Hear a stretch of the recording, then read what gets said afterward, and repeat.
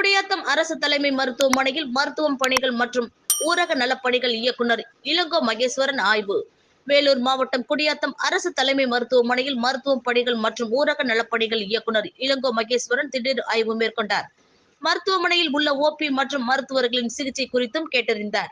பின்னர் நோயாளிகளுக்கு அடிப்படை வசதிகள் மேம்படுத்துதல் குறித்து கேட்டறிந்தார். இதனைத் தொடர்ந்து மகப்பேறு வார்டு, குழந்தைகள் நலப்பிரிவு, ரத்த வங்கி உள்ளிட்ட பகுதிகளுக்கு சென்று ஆய்வு மேற்கொண்டார். பின்னர் நோயாளிகளிடம் குறைகளை கேட்டறிந்தார். பின்னர் மருத்துவ அலுவலகத்தில் மருத்துவர்களுடன் ஆலோசனை மேற்கொண்டார்.